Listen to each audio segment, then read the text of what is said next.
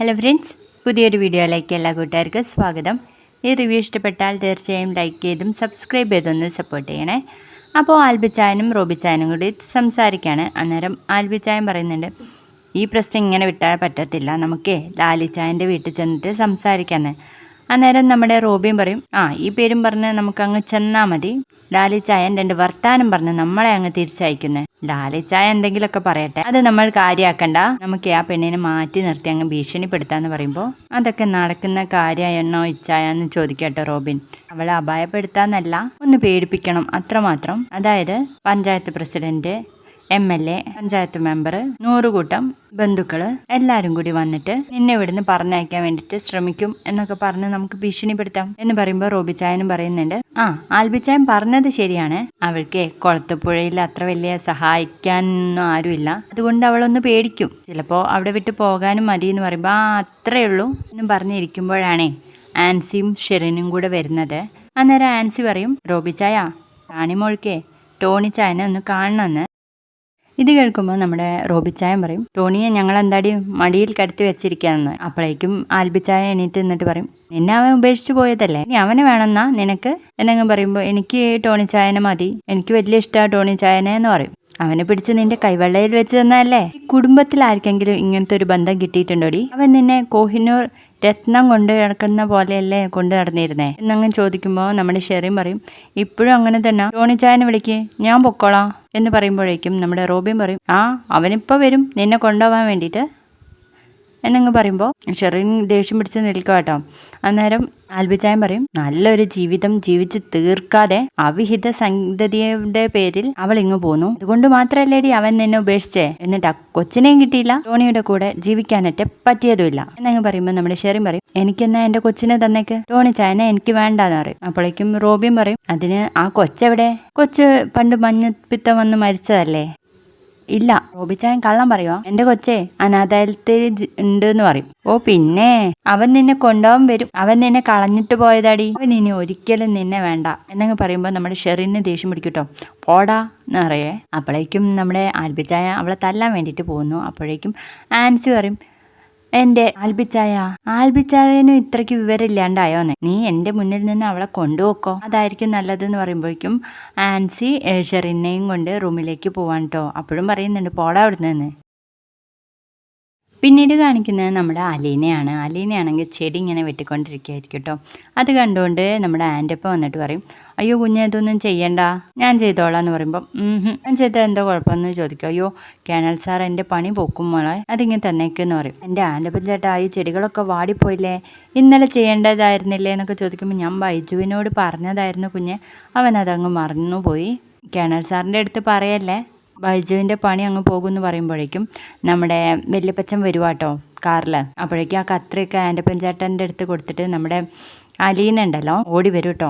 എനിക്കറിയായിരുന്നു ഇന്ന് വരുമെന്ന് എന്ന് പറയുമ്പോൾ, എന്നെ കാത്തിരിക്കുകയായിരുന്നോ ചിന്നമ്മേ എന്ന് ചോദിക്കാട്ടോ. എത്ര ദിവസമായി ഇവിടെ നിന്ന് പോയിട്ട് എന്ന് പറയുമ്പം, അയ്യോടി ഞാൻ ഇന്നലെ അല്ലേടി കൊച്ചെ ഇവിടുന്ന് പോയത് എന്ന് പറയുമ്പോൾ, ആണോ, എനിക്ക് എന്നാലേ കുറേ ദിവസം പോയ പോലെ ഉണ്ട് കേട്ടോ വല്യപ്പച്ച എന്ന് പറയാണ്. അന്നേരം വല്യപ്പച്ചൻ പറയും, അതങ്ങനെയാ, സ്നേഹമുള്ളവർ അടുത്ത് നിന്ന് അകലേക്ക് പോയി കഴിഞ്ഞാൽ 1 മണിക്കൂറാണെങ്കിലും 5 ദിവസം പോലെ ആയിരിക്കും എന്നൊക്കെ പറയുമ്പോഴേക്കും നമ്മുടെ അലീന പറയും, അല്ല പുനലൂരിലെ വിശേഷമൊക്കെ ഒന്ന് പറഞ്ഞേക്ക് എന്ന് പറയുമ്പോൾ, അവിടെ ആകെ കുഴഞ്ഞ് മറിഞ്ഞ് കിടക്കുവാടി എന്ന് പറയുമ്പോൾ, അത്രയ്ക്ക് മഴയും ഇടിയുമായിരുന്നോ അവിടെ എന്ന് ചോദിക്കുകയാണെ. ഞാൻ പറയുന്നതൊന്ന് കേക്ക് ചിന്നമ്മേ, റീത്തമ്മയുടെ വീട്ടിൽ ഭൂകമ്പം, കൊട്ടാരമറ്റം തറവാട്ടിൽ ചുഴലിക്കാറ്റ്, നീ ഇവിടെ വന്നത് അറിഞ്ഞിട്ടാന്ന് പറയുമ്പോൾ, അയ്യോ എന്നെയും കേണലിനെയും കൂടെ ഹിംസിക്കാൻ വേണ്ടിയിട്ട് അവരൊക്കെ കൂടി ഇങ്ങോട്ട് വരുമെന്ന് ചോദിക്കും. പിന്നെ കേണൽ സ്റ്റാൻലിയുടെ വീട്ടിലേക്ക് ആരെങ്കിലും വരാൻ ധൈര്യപ്പെടുമോ? അവൻ്റെ ആ തോക്ക് കാണുമ്പോൾ തന്നെ എല്ലാവരുടെയും മുട്ടുവിറയ്ക്കും, അവൻ്റെ അടുത്ത് നിൽക്കാൻ പോലും ഉള്ള ധൈര്യം ഉള്ളവരിപ്പോൾ ഇല്ല മോളെ എന്നൊക്കെ പറഞ്ഞു കൊടുക്കാണ്ട് നമ്മുടെ വല്യപ്പച്ചൻ. അങ്ങനെ അവിടുത്തെ വിശേഷങ്ങളൊക്കെ പറഞ്ഞു കഴിയുമ്പോൾ നമ്മുടെ വല്യപ്പച്ചൻ ചോദിക്കും, ഇവിടുത്തെ വിശേഷങ്ങൾ എന്തുണ്ട്? ഞാനേ ലാലിച്ചനെതിരെ സമരം നടത്തുന്നുണ്ട് വല്യപ്പച്ച. എന്ത് സമരം അതെന്ന് ചോദിക്കുമ്പോൾ, ഉപവാസം. അത് ലാലിച്ചനെതിരെ. നല്ല കാര്യം മോളെ, ഒരു പട്ടാളക്കാരനായ അവൻ തോക്ക് പിടിച്ച് നിൽക്കുന്ന അവൻ്റെ അടുത്ത് തന്നെ നിന്റെ ഉപവാസം വേണം, അവൻ ഇതൊക്കെ പുല്ലാ മോളെ ഈ വിശപ്പ് സഹിച്ച് നിൽക്കണ്ടേ, അത് വേണ്ടായിരുന്നു എന്നൊക്കെ പറയുമ്പോൾ എനിക്കും മനസ്സിലായി വല്യപ്പച്ച. അതുകൊണ്ടേ ഞാൻ ഒന്നിടവിട്ടിട്ടാണ് ഉപവാസം നടത്തുന്നത്. ഇന്ന് ഉപവാസമാണെങ്കിൽ നാളെ ഞാൻ മൂക്കുമുട്ട് കഴിക്കും, മറ്റന്നാൾ ഉപവാസം എന്ന് പറയും. എങ്കിലും മോളെ അത് വേണ്ടായിരുന്നു, വേറെ എന്തെല്ലാം വഴികൾ ഉണ്ടായിരുന്നു എന്നൊക്കെ ചോദിക്കുമ്പോൾ വല്യപ്പച്ച എൻ്റെ കൂടെ അല്ലേ, നമ്മളെ ഈ സമരം വിജയിപ്പിക്കും, കേണൽ എൻ്റെ അടുത്തേക്ക് വരും എന്നൊക്കെ നമ്മുടെ അലീന പറയുമ്പോൾ ഓ ഉവ്വ് എങ്കിലും മോളെ പട്ടിണി കിടന്നുള്ള ആ ഒരു സമരം വേണ്ടായിരുന്നു. വേണം വല്യപ്പച്ച എന്ന് പറയുമ്പം എന്തായാലും ഞാൻ ലാലിച്ചനെ ഒന്ന് കണ്ടിട്ട് വരാം മോളെ എന്ന് പറഞ്ഞിട്ട് അങ്ങ് പോകുവാട്ടോ. അങ്ങനെ സ്റ്റാൻലിയുടെ അടുത്ത് എത്തുമ്പോൾ സ്റ്റാൻലി ചോദിക്കും, അപ്പച്ച ഇന്നലെ അല്ല ഇവിടുന്ന് പോയത്, ഇന്ന് തന്നെ എന്തേ മടങ്ങിയതെന്ന്. ഞാനിവിടെ ഇല്ലെങ്കിൽ നിങ്ങൾക്കിടയിൽ മധ്യസ്ഥം പറയാൻ ആരും ഉണ്ടാവത്തില്ല, നിങ്ങൾ തമ്മിൽ സ്നേഹത്തോടൊന്ന് സംസാരിച്ചിട്ടുണ്ടോ എന്ന് ചോദിക്കും. അന്നേരം സ്റ്റാൻലി പറയില്ല അപ്പച്ച, അവളെ എൻ്റെ അടുത്ത് സമരം ഉന്നയിച്ചിരിക്കാം, അപ്പച്ചൻ അത് അറിഞ്ഞോ? അതിനൊരു ഓമന പേര് ഇട്ടിട്ടുണ്ട്, ഉപവാസം. മഹാത്മാഗാന്ധി പോലും ചെയ്തിട്ടുണ്ടത്രേ എന്ന് പറയുമ്പോൾ നമ്മുടെ വല്യപ്പച്ചൻ പറയും, അതിന് അങ്ങേരല്ലേ അത് കണ്ടുപിടിച്ചത്, നിരാഹാരവും സത്യാഗ്രഹമൊക്കെ. അപ്പച്ച അവളോടൊന്ന് പറഞ്ഞു കൊടുത്തേക്കണം, വെറുതെ ശരീരം കേടാക്കണ്ടെന്ന്. അവളുടെ വിചാരം എന്നെ മര്യാദ പഠിപ്പിക്കാന്നാ. എൻ്റെ സുപ്പീരിയർ ഓഫീസർ വിചാരിച്ചിട്ട് കഴിഞ്ഞിട്ടില്ല ഈ സ്റ്റാൻലിയെ മര്യാദ പഠിപ്പിക്കാൻ വേണ്ടിയിട്ട്, പിന്നെയാണോ അലീന എന്നൊക്കെ ചോദിക്കുമ്പോൾ നമ്മുടെ വല്യപ്പച്ചനും സ്റ്റാൻലിയുടെ ഭാഗത്ത് നിൽക്കുന്ന പോലെ ഇങ്ങനെ പറയുന്നുണ്ട് കേട്ടോ. അവളെ പറ്റില്ലെങ്കിൽ പറഞ്ഞു വിട്ടേക്കടാ, ഇവിടെ കൊണ്ടുവിട്ടവൻ അങ്ങനെയല്ലേ പറഞ്ഞത്, ഇവിടെ പറ്റില്ലെങ്കിൽ അങ്ങോട്ട് വിടാൻ വേണ്ടിയിട്ട്. അല്ലെങ്കിൽ ആ കൊച്ചിന് ഭയങ്കര അഹങ്കാര, നമുക്ക് പറ്റാത്തത് കൊണ്ട് നമ്മൾ അങ്ങ് വിട്ടേക്കാം എന്ന് പറയുമ്പോൾ നമ്മുടെ സ്റ്റാൻലിയുടെ മനസ്സ് ഒന്ന് ഉരുക്കുകയാണ് കേട്ടോ.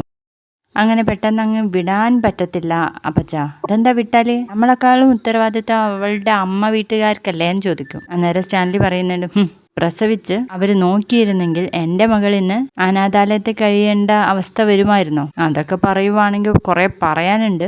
എൻ്റെ മകൾ അങ്ങനെ ആരുടെയും ഔദാര്യത്തിലൊന്നും ജീവിക്കേണ്ടെന്ന് പറയുമ്പോൾ നമ്മുടെ വല്യപ്പച്ചന് ചിരി വരുന്നുണ്ട് കേട്ടോ. അപ്പച്ചൻ വല്ല സന്ധി സംഭാഷണത്തിനാണ് ഇവിടെ വന്നിരിക്കുന്നതെങ്കിൽ അത് നടക്കത്തില്ല, അപ്പച്ചൻ അവളുടെ കൂടെ നിൽക്കുന്നതല്ലേ എന്ന് ചോദിക്കുമ്പോൾ നമ്മുടെ വല്യപ്പച്ചൻ അങ്ങ് ചിരിച്ചു പോവാണ് കേട്ടോ. നീ മനസ്സിലാക്കി കളഞ്ഞല്ലേ, ഞാൻ അവളുടെ കൂടെ ആണെങ്കിലും ഞാൻ നിന്റെ കൂടെ ആ സപ്പോർട്ട് പിടിക്കാൻ വന്നതാ എന്ന് പറയുമ്പോൾ നമ്മുടെ സ്റ്റാൻലി പറയും, എനിക്കാരും സപ്പോർട്ട് വേണ്ടാന്ന്. അങ്ങനെ പറഞ്ഞാൽ ഒക്കത്തില്ലല്ലോ. അതെ, ഞാനൊരു കാര്യം പറയാൻ വേണ്ടിയിട്ട് വന്നുവാ. റീതാമ്മയുണ്ടല്ലോ, അവരുടെ വീട്ടിൽ ചെന്ന് എല്ലാ കാര്യവും പറഞ്ഞിട്ടുണ്ട്. അവിടെ ആകെ കോലാഹലമാണ്.